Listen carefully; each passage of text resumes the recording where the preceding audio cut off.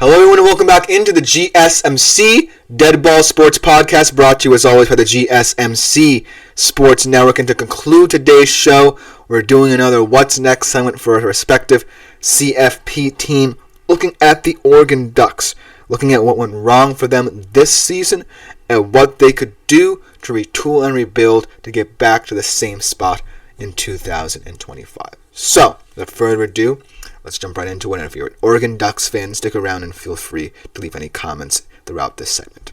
So, the Oregon Ducks, remarkable season, went into the college football playoff as the number one overall seed, the only team outside of Michigan to beat Ohio State in the regular season, got a second chance to do it yet again.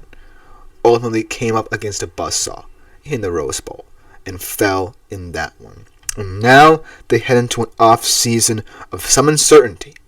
They lose perhaps one of the best overall quarterbacks of his generation in Dillon Gabriel. Obviously only got one season out of him, but it was a truly remarkable season that saw him go to New York for the Heisman ceremony.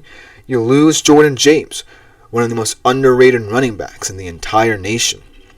And then Tez Johnson, who truly had a very prolific career at the wide receiver position for you with both Bo Nix and Dillon Gabriel, and was willing to stay for that one Dillon Gabriel year.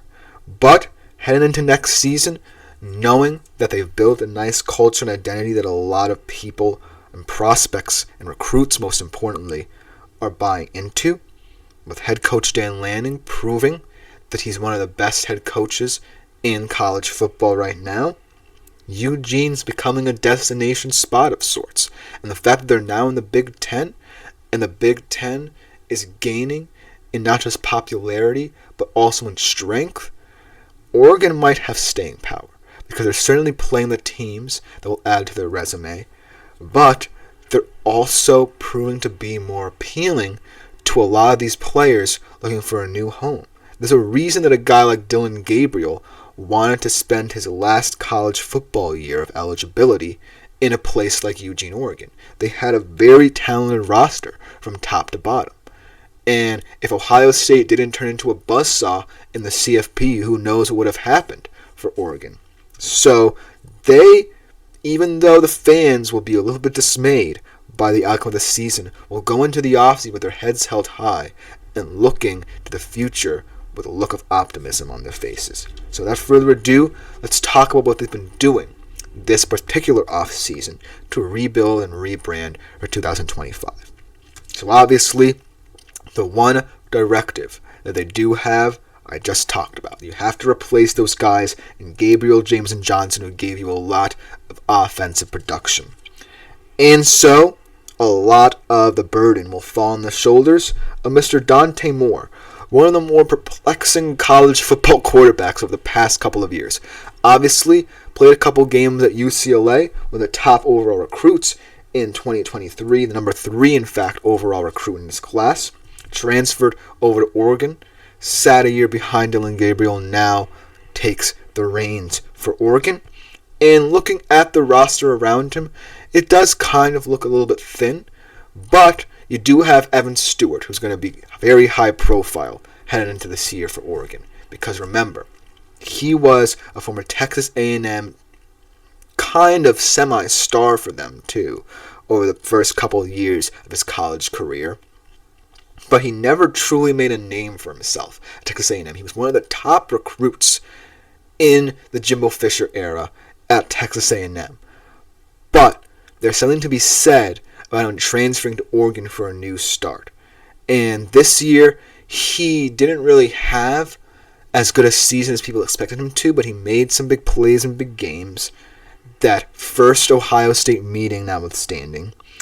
And he truly is someone who I feel like has a couple more years of good college football play left in him. And I feel like looking at this Oregon team, you're going to need a perimeter threat like him to really transform what's going to be a young receiving core. Speaking of this young receiving core, let's look at who they got in terms of recruiting.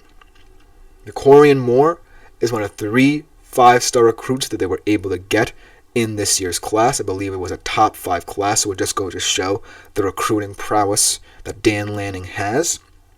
But one of the biggest recruiting wins for Oregon was Ohio State's loss. We talked about this when we looked at what was next for Ohio State yesterday.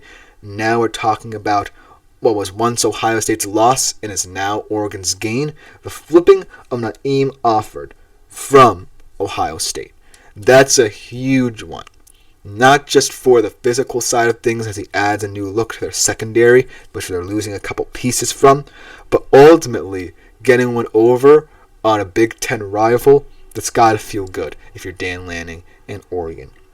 But ultimately, with him, DeCorian Moore coming in at the wide receiver spot, and offensive tackle Douglas Utu, they were addressing some very key areas of need here. DeCorian Moore obviously addressing the dynamic potential of this receiving core, and offensive tackle Douglas Utu bolstering that offensive line that's going to lose a lot of players. Josh Connolly, an excellent guard over the past couple of years for Oregon. Who fills his shoes? Potentially Douglas Utu. And then Naeem Offord in the secondary, not necessarily the best aspect of this Oregon defense, but certainly can look to improve, and will like seeing Naeem Offord flip, especially from Ohio State. Then, let's look at their work in the transfer portal. Ultimately, I feel like they know what they want to fix and address in the offseason, because there's a similar theme here from what they've done in the recruiting trail, seeing it translate now to what they've done in the transfer portal. They acquired one of the top safeties you could possibly get in this transfer cycle from Purdue. Dylan Thieneman, I think he was the number 1 overall safety prospect actually from Purdue. So him and Offord coming in, really bolstering that secondary that's losing a lot of pieces, losing a lot of depth, and really bolstering, in my opinion, one of the weaker units for this Oregon team last year. And then, a Nevada transfer, also an offensive lineman, Isaiah World, and also bolstering the signing of Douglas Utu by adding another guy for Dante Moore up front. And I feel like all of these additions are perfect and speak volumes to what Dan Lanning wants to build and what he saw last season that he potentially didn't like. I feel like now, knowing that you're not going to have Dylan Gabriel, and you have now this very raw quarterback in Dante Moore, who a lot of people were excited about coming out of high school, we haven't really seen too much of in terms of his college experience.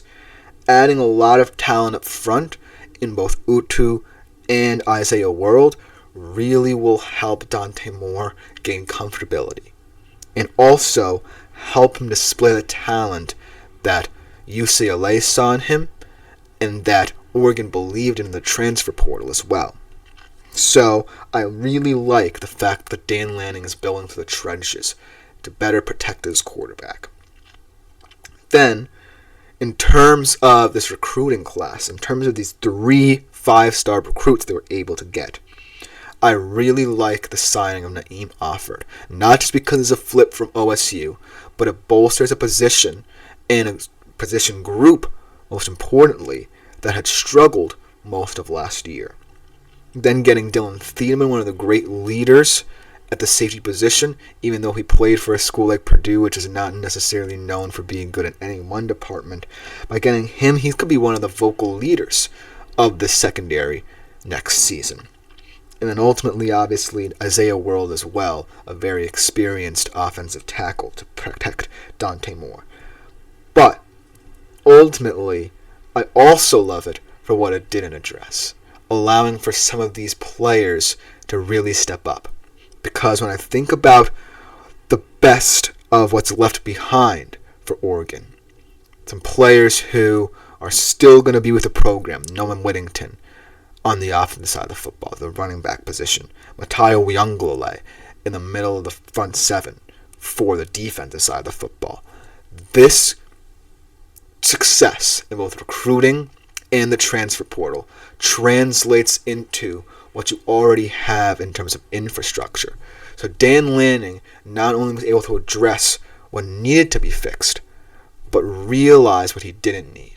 He realized that there are key players in certain areas that can already help bolster the profile of Oregon football in 2025. And that's what's remarkable about this team. Because who knows what the Big Ten is going to look like next year? Who knows, right? Because Ohio State's breaking in a new quarterback.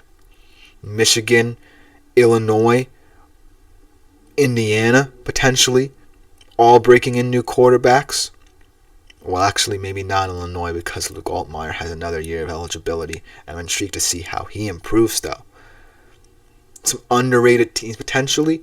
Washington, potentially, can make some noise in the Big Ten next year. So, I feel like Oregon has had the most success of a team in the Big Ten who made the playoff in terms of retooling and rebuilding to prepare for next year. And so that's why I'm really intrigued to see how all of these pieces that Dan Lanning addressed in the offseason with the addition of these players and prospects pans out in 2025. Because the Oregon Ducks, make no ands, ifs, or buts about it, could be primed for a very exciting year, one way or another. Let me know what you think about this Oregon Ducks team in 2025 in the comments, because that will just about do it for the GSMC Dead Ball Sports Podcast for today. I've been your host, Christopher Shepard. Thank you all for tuning in to today's show. We'll be back tomorrow at 3:30 p.m. Eastern Standard Time. Remember to like, follow, and subscribe to the show on the network if you haven't done so already. Make yourselves available to the Super Chat, Super Thanks, and Super Stickers features as well. But other than that, I'm out for today. See you all tomorrow.